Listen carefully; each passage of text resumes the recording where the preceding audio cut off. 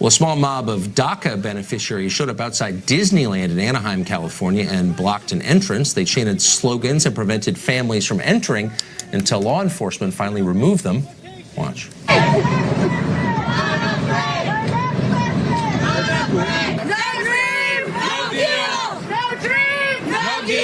Can you tell me why you guys chose Disneyland? This is where dreams come true, right? Disneyland is where your dreams come true. And we want our dreams to come true. So at least one group of illegal aliens isn't hiding in the shadows. Instead, they're screaming at tourists at an amusement park. Imagine what it takes to act this way. You show up in a country that's far better than the one you left. That's why you came here. Wouldn't you be grateful? These people are not. They're angry. They're entitled. They literally have no right to be in America, but they're full of menacing demands, and not just at Disneyland. We've seen a bunch of demonstrations like this all over the country in the last year. People demanding immediate citizenship and the free stuff that goes with it, some of them waving foreign flags. The question is, would any other country on earth put up with this? Even sensitive beta male Canada would probably draw the line at this. Try sneaking over their border illegally and blocking access to Niagara Falls. They'd deport you. They'd probably apologize as they deported you, but they would deport you.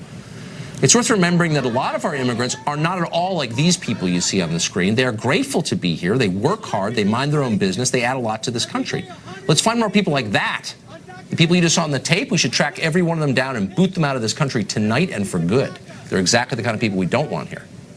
Of course, those protesters won't be deported. No one ever is. The current Democratic Party believes enforcing borders is a human rights violation.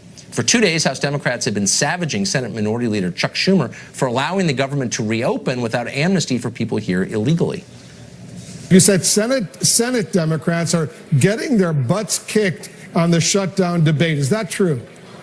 I'm not sure the exact words, but the sentiment that we did a poor job in messaging is correct. I'm disillusioned. I think they're caving. Democrats are pretty good at articulating values, but a little weak on defending them. Kathy Sheehan is the mayor of Albany, New York, the capital of that state. It's also a sanctuary city, and she joins us tonight. Ms. Mayor, nice to see you. Good to see you. So I can't resist asking about the Disneyland video that we just showed. People here illegally blocking entry to Americans in an amusement park because they're demanding citizenship and free stuff. What country would put up with that other than ours? Well, listen, this is a country that values free speech and the right to protest. And these are young people who feel that they were given a promise and that DACA was a way for them. These are young people who were brought over here as children, not by their choice, as a way for them to have a pathway to citizenship. And so this is a great country in that we allow people the freedom to express themselves. Why would we allow foreigners? By the way, why would you want someone in your country who's not grateful to be here, who's demanding of American citizens the right to vote and get benefits? Don't you want people who are grateful to be here and want to add? You know, every immigrant that I've ever met is grateful to be here. That doesn't mean that they're not going to stand up for their rights. And, you know, I joined thousands of people across this country in protests that happened on Saturday from people who were born and raised in this country and who've been here for generations. That is one of the hallmarks of our great society. But they're not Americans, these people. But they have a voice. They have a right to a voice. Just because you're not from here doesn't mean the Constitution doesn't apply to you. If you're here legally, that's well settled law. No, it's not actually. If you broke our law to get here, you don't have the rights that an American citizen have. Where do those rights come from then? So, you know, when you are here, you have constitutionally protected rights. And I think that when we look to polarize this conversation by pointing these people who are here, brought here by their parents, without their choice, and demonizing them, we really turn the conversation to an us versus them. Whoa, slow down. They blocked the entrance to Disneyland, okay? I didn't do that. They did that. Do they bear any responsibility for doing that? And there are Americans who use their right to free speech to block entrances, to shut down roads, and to protest things in this country. Do you see whether you were born here or you weren't born here, it's not a matter of being born here. You have that right. No, it's a matter of citizenship. Citizenship is meaningful to most Americans. They think you're different if you're a citizen. And they want to be on a path to citizenship. Okay. These are young people who are working hard and who have worked hard. No, these are people who in the middle of a weekday were blocking Disneyland. So It doesn't mean they were working hard. So a new Harvard poll shows that 4 out of 5 Americans, 81% of Americans, want less legal immigration, a lot less.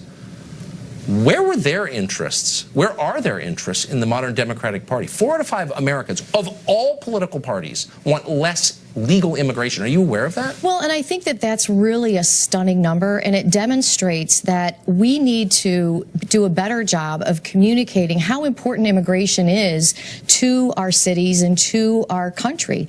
And, you know, you look at a city like Albany, New York. We have an aging population.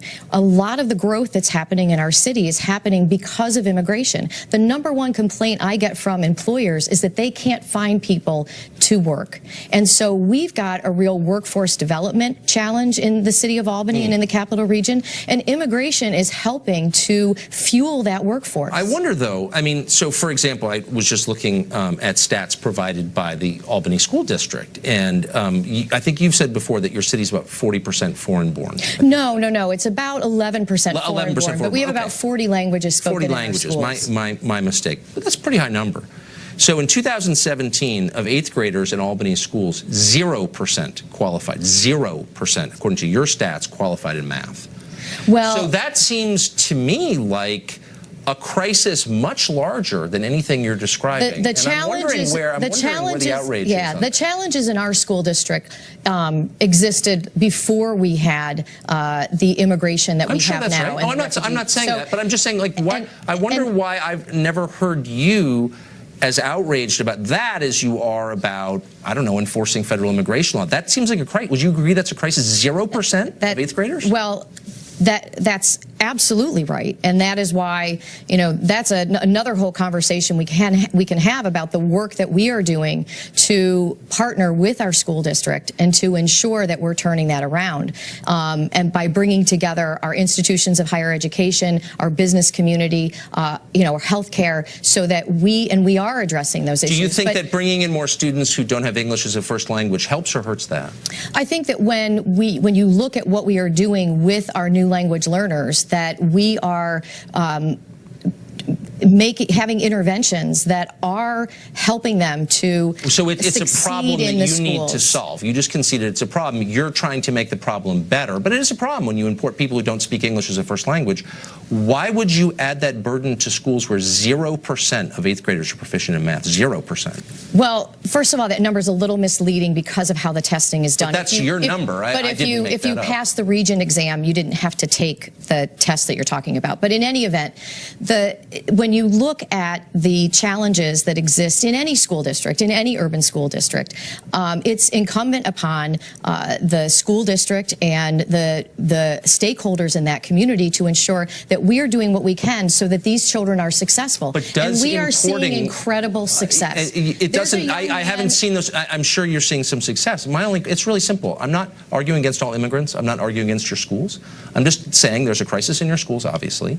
Does importing more immigrants make it better? And you've conceded no, it doesn't. It's a problem that we need to solve. I don't see it as making it better or worse. I see it as an asset to the city to see that we have the opportunity to continue to grow, to continue to have economic development. So what's the right number then? If bringing in more people from third world countries makes Albany a better city, is good for your schools, it's good for your economy, what's the right number? How many people do you think need to come from foreign countries to Albany for you to get really rich? So, you know, this is where the federal government needs to step up and decide what immigration policy is going to be. That happens at the federal level. Ask the mayor, though. You're making the case that they make your city more prosperous, and I'm saying, what's a good number?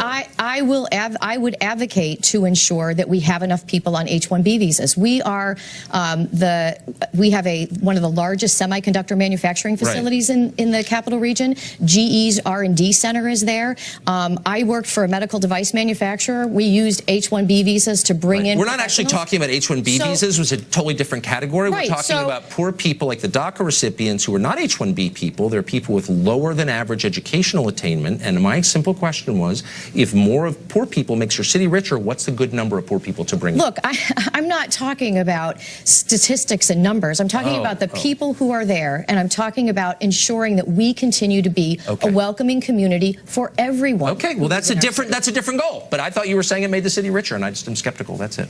But well, I think it's helping us to. It's definitely helping us to grow and to fill a workforce need that exists. Well, thank you, Mayor. It's nice to see you. I appreciate your doing.